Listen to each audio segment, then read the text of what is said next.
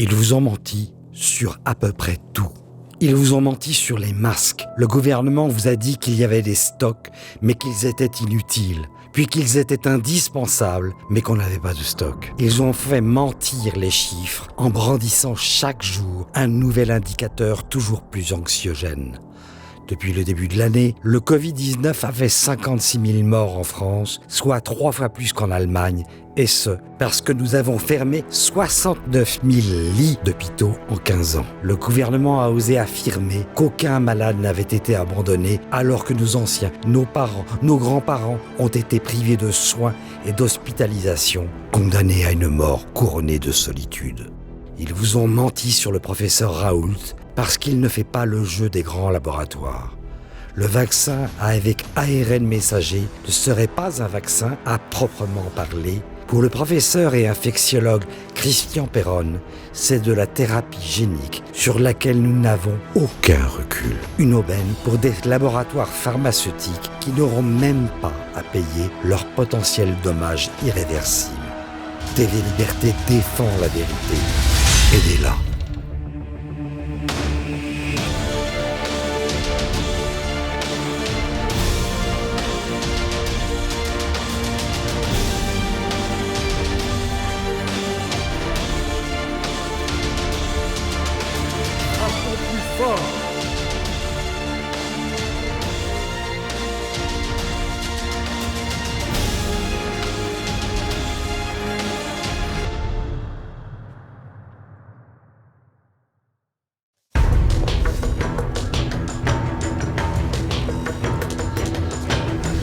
Dans la confrérie des Intranquilles aux éditions de l'Homme Nouveau et sur la boutique officielle de TV Liberté sur le site tvliberté.com, Laurent Dandrieux rassemble 21 portraits de ses auteurs fétiches. Bonjour Laurent Dandrieux. Bonjour Martial Ville. Inutile de rappeler que vous êtes le rédacteur en chef culture du magazine Valeurs Actuelles. Quoi de commun entre Chateaubriand et Drieux-La Rochelle, entre Fitzgerald et Hergé, Morand et Barrès? Tout d'abord peut-être votre passion pour ces auteurs tout simplement? Oui, c'est sûr que la première passerelle qui réunit ces auteurs effectivement très divers, c'est le regard que je porte sur eux et le regard d'admiration évidemment que je porte sur eux, puisque ces portraits sont avant tout des exercices d'admiration. Ensuite, si j'ai choisi de les rassembler sous la bannière de l'intranquillité, c'est qu'il m'a semblé que plus particulièrement ces auteurs, avec évidemment des moyens très divers et des formes d'expression extraordinairement variées, témoignent tous d'une forme d'étrangeté au monde, d'une forme de manque par rapport au réel qui les pousse justement à utiliser leur art pour fouiller ce réel, essayer de traverser les apparences pour trouver une image dans le tapis qui donnerait le sens de ce réel qui toujours se dérobe, qui ne correspond pas à leurs aspirations profondes et dont ils essayent de trouver un sens caché qui permettrait de justifier une existence qui se manifeste à eux essentiellement sous la forme de l'exil ou de l'insatisfaction. Comment vous les avez rencontrés, ces auteurs-là? Ils se sont imposés à vous lors de vos études ou par hasard? Alors, il y en a certains qui font partie, je dirais, d'une culture familiale, comme Julien Green, par exemple, dont mes parents étaient passionnés, dont ils m'ont transmis le goût. Il y en a que j'ai découvert, effectivement, à travers mes études. Par exemple, je me souviens qu'à Sciences Po, dès le premier cours magistral, je crois, que j'ai eu à Sciences Po, on nous expliquait qu'il ne fallait pas lire Drieux-La Rochelle parce que c'était très mal. Donc, évidemment, on se précipitait tous à la sortie à la librairie Gallimard pour acheter Rêveuse bourgeoisie ou Gilles. Et puis, voilà, ce sont des goûts qui se sont formés au cours des années. Aussi, je dois dire que ces textes sont pour beaucoup le produit de mes activités de journaliste, puisque j'ai commencé comme critique littéraire. Donc j'ai été amené à me pencher plus particulièrement sur tel ou tel auteur au gré des rééditions, de l'actualité littéraire, des commandes des journaux qui m'employaient. Vaste débat, toujours pour un critique littéraire, est-ce que vous avez fait ce choix de ces auteurs par leur œuvre ou par leur vie? Je pensais à Montaigne, qui ouvre le bal des auteurs. Montaigne, c'est une très belle œuvre, c'est une vie moins ragoûtante.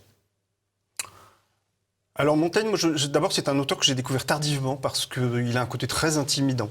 Il y a ce bloc énorme et monolithique des essais qui peut être un peu effrayant, d'autant qu'il y a ce problème de cette langue ancienne qu'on est obligé de traduire plus ou moins en français moderne pour qu'elle soit accessible avec plus ou moins de bonheur. Et ce personnage qui, en tout cas pour moi, restait assez mystérieux, assez peu connu. On m'en avait peu parlé durant mes études. Et je dirais que ça fait partie des auteurs que j'ai découverts au départ plus par sens du devoir. Il y a un moment où vous arrivez, vous grandissez en âge et vous vous dites je ne peux pas rester plus longtemps sans connaître vraiment Montaigne, sans savoir autre chose que les quelques extraits que j'ai pu lire ici ou là. Et donc vous plongez dans le monument intimidant et vous découvrez qu'il n'est pas aussi intimidant que vous l'aviez cru, et deux, que c'est un véritable ravissement. Il est certain qu'il y a des auteurs dont on rentre... pour lesquels on rentre plus facilement par la vie, par la biographie. Le côté très iconique de Fitzgerald, par exemple, peut vous attirer, vous intéresser avant même que vous ayez lu une ligne de son œuvre. Et ce qui est intéressant... Il y a des vies qui prennent le pas sur l'œuvre. On parlait de Drieux, vous parliez de Drieux, bien sa vie compromet son œuvre. Oui, alors ça c'est le problème de tous les écrivains qui ont eu des soucis par rapport au politiquement ou au moralement correct d'aujourd'hui, dont effectivement la relecture a posteriori qu'on porte sur leur œuvre finit par constituer une sorte de barrage infranchissable. Je pense que justement tout le travail du critique, c'est de dépasser ces préjugés, c'est cette relecture moralisante de l'œuvre, pour essayer de savoir ce que cette œuvre justement a à nous dire en elle-même. Non pas qu'il faille ignorer totalement la biographie, parce que malgré tout, elle constitue une clé de lecture qui est intéressante, notamment pour des écrivains comme Drieux, dont toute une partie de l'œuvre a une dimension autobiographique évidente. Il est complètement impossible de lire Julien Green, en tout cas on en perd une partie de la richesse si on ne connaît pas le combat qu'il a mené toute sa vie entre les appétits charnels et le désir de sainteté.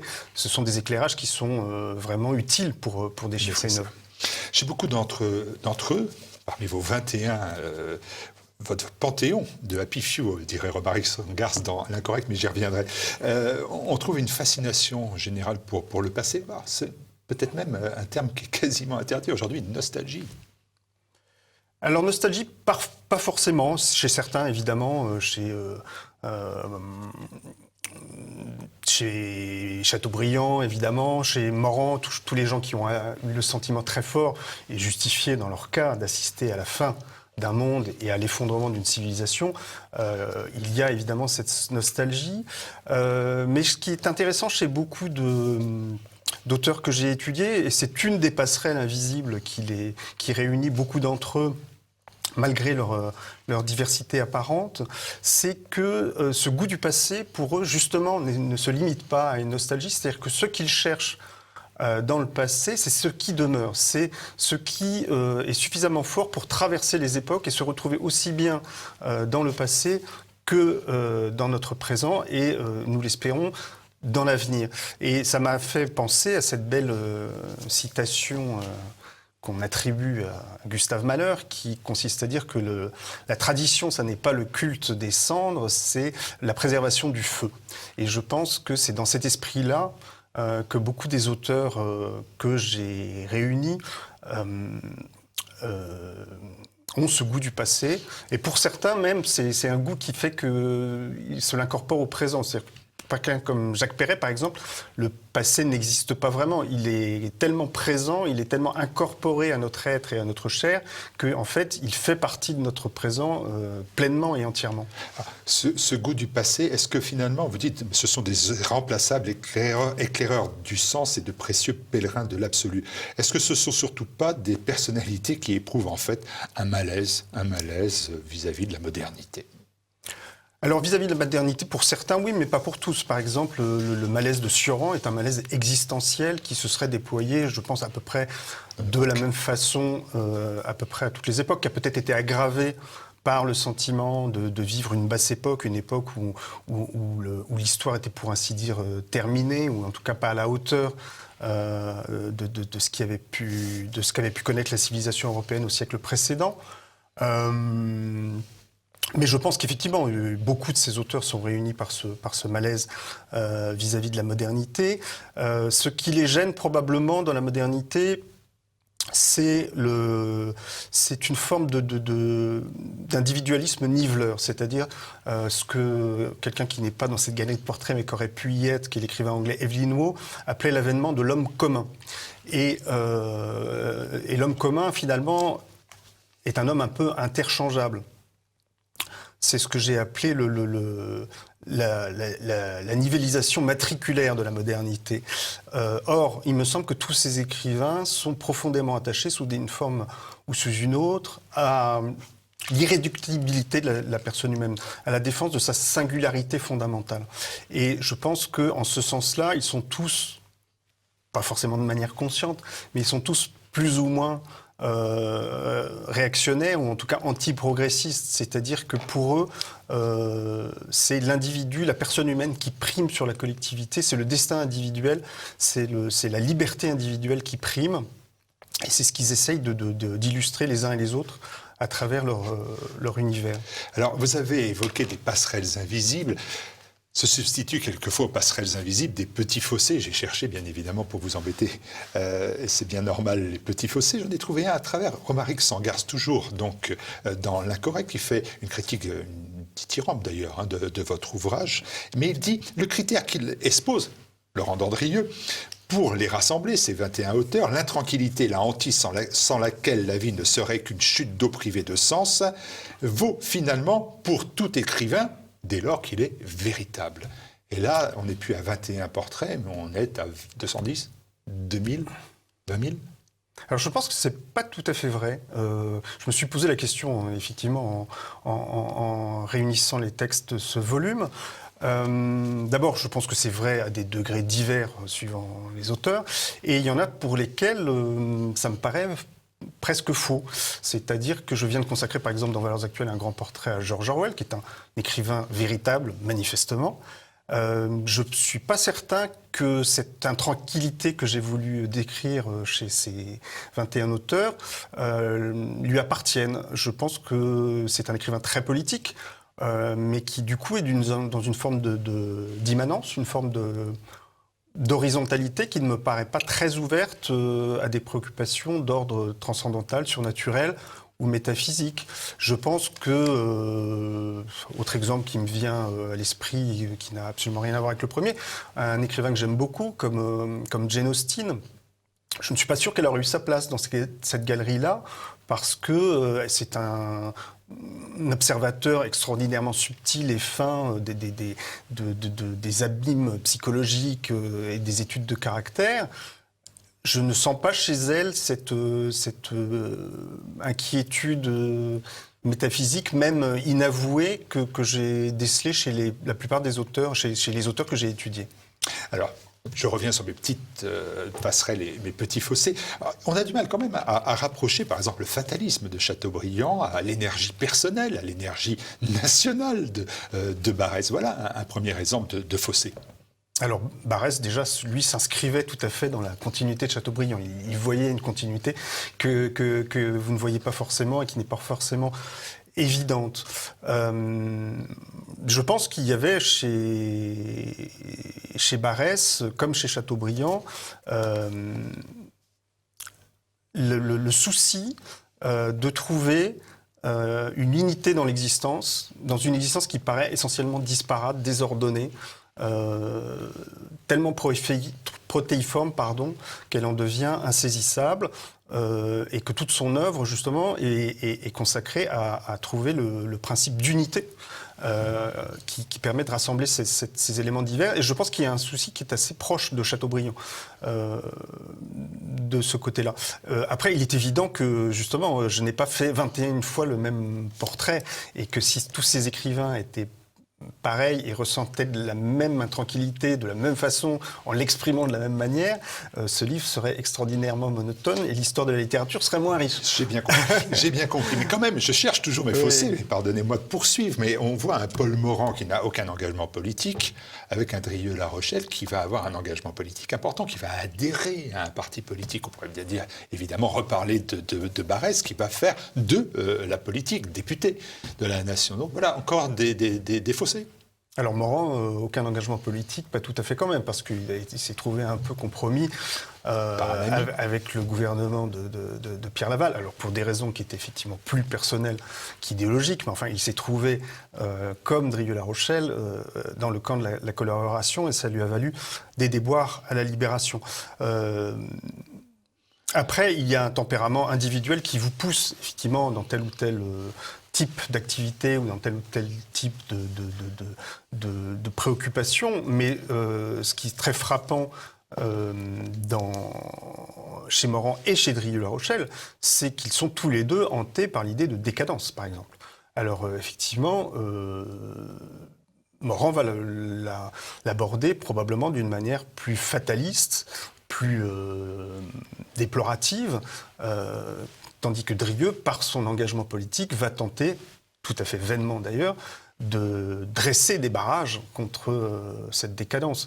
Les barrages que pourra dresser Morand sont peut-être plus des barrages esthétiques, des barrages civilisationnels. Drieux cherchera des réponses plus proprement politiques. Mais je pense qu'il y a ce même constat, cette même mélancolie, là aussi, face à l'effondrement d'une civilisation dont on ne voit pas bien par quoi elle va être remplacée. Et Fitzgerald, biographie mouvementée, c'est une frénésie mondaine, bien éloignée d'un Sioran qui vit, et vous le rappelez, avec son épouse dans son petit appartement, avec ses petites balades, avec sa petite Normandine dans son petit vélo.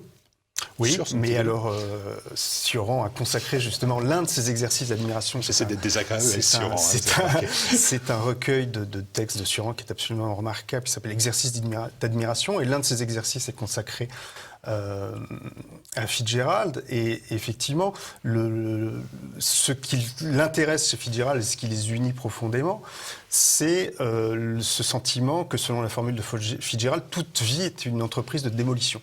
C'est-à-dire que toute chose, c'est ce qu'on appelle le principe d'entropie, toute chose va naturellement vers sa dégradation et vers sa fin. Et il y a là aussi, chez Sioran et chez Fitzgerald, le même souci d'affronter cette fêlure, cette difficulté d'être, cette difficulté d'exister. Alors évidemment avec des moyens là aussi complètement différents, des langues tout à fait différentes, des univers tout à fait différents, mais avec une parenté, à mon sens, une forme de cousinage assez forte. J'essaie de trouver un dernier fossé, mais c'est très fort. C'est la description du monde qui s'écroule, qui annonce l'apocalypse. Je pense à Paul Morand, puis aussi à notre regretté Jean Raspail, qui a été à cette place de nombreuses fois. Il y en a certains qui annoncent une espérance, qui est l'espérance chrétienne. Oui. Et ça fait quand même toute la différence. Oui. C'est vrai que c'est une différence considérable. Merci d'en prendre un. Enfin. Non, mais au bout de 20 minutes. Je ne prétends pas qu'il n'y ait pas de différence entre ces auteurs, Dieu merci.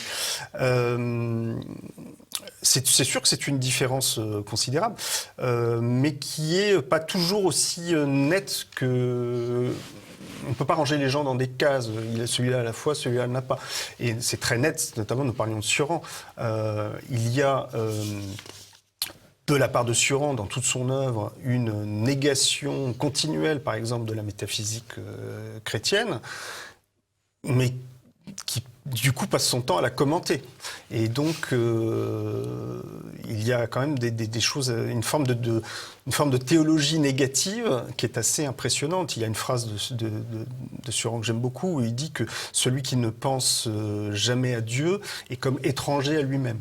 Pour un auteur qui est non seulement pas chrétien, mais parfois catalogué comme anti-chrétien, c'est quand même assez intéressant. Et ce qui est amusant, c'est ce qui m'a beaucoup intéressé, en tout cas dans ce livre, c'est justement de voir des points communs entre des approches a priori totalement éclatées. Et sur cette question-là, prenons par exemple Chateaubriand, dont on a parfois remis en cause la sincérité de la foi, ce qui me paraît totalement dément. Évidemment, sa foi était imparfaite et très, marquée affaiblie par son narcissisme. Mais je pense qu'elle était réelle et qu'il avait le sentiment que effectivement, c'était uniquement de ce côté-là que pouvait reposer le souci réel de pérennité et d'éternité qu'il taraudait. Et de l'autre côté, vous avez quelqu'un comme Sampé, par exemple, qui n'est pas du tout explicitement chrétien, quoiqu'il soit assez souvent question de Dieu, là aussi, dans ses dessins, mais qui dit, en fait, nous sommes tous des petits êtres misérables à la recherche de quelque chose et nous ne saurons jamais quoi. Et la différence, c'est nous ne saurons jamais quoi, alors qu'effectivement, les chrétiens savent ce qu'ils cherchent. Mais malgré tout, ils cherchent la même chose. Et les uns dans l'obscurité et les autres dans la lumière. Mais c'est assez amusant de rapprocher cette phrase de Sampé, de Chateaubriand, qui écrit « Je suis poursuivi par quelque chose d'inconnu dont l'instinct me saisit ». Et finalement, il y a là aussi un cousinage tout à fait inattendu. Intranquillité, incomplétude, aimez-vous répéter lors d'un entretien, j'ai entendu récent d'ailleurs avec Mathieu Bocoté ou même avec Abrassier dans Peur de Culture. Est-ce que vous aussi, vous avez le sentiment que le monde moderne, c'est un obstacle à votre quête de l'absolu ? Alors c'est un constat que je ne suis pas le premier à faire. Vous connaissez la célèbre phrase de Bernanos qui disait qu'on n'a absolument rien compris à la civilisation moderne si on ne voit pas qu'elle est avant tout une conspiration contre toute forme de vie intérieure. Et je pense qu'effectivement, il y a dans le monde moderne un bougisme, un mouvement perpétuel qui nous empêche, qui dans certains cas vise objectivement à nous empêcher à avoir cette réflexion sur nos fins dernières et un matérialisme qui nous empêche très certainement d'être attentifs à la dimension surnaturelle de l'existence. Et je pense que cette conspiration contre la vie intérieure est aussi conditionnée par l'individualisme qui est celui de la société dans laquelle nous nous débattons. Parce que pour avoir une vie intérieure, encore faut-il prendre conscience pleinement que nous sommes des êtres singuliers, que nous ne sommes pas des êtres interchangeables, que nous avons chacun une personnalité irréductible. Et je pense que c'est ce que la société contemporaine tente à nous faire oublier. Et je pense que de ce point de vue-là, la littérature et le roman sont des alliés extraordinairement puissants, parce que je pense que c'est dans le miroir, souvent, de la littérature que nous voyons le mieux à quel point nous sommes irréductibles, à quel point nous sommes singuliers, à quel point chacun de nos destins nous appartient en propre, à nous et à personne d'autre. Oui, vous n'avez pas répondu à ma question parce qu'elle s'adressait directement à vous, réactionnaire, antiprogressiste, intranquille. Finalement, vous pourriez être le 22e portrait.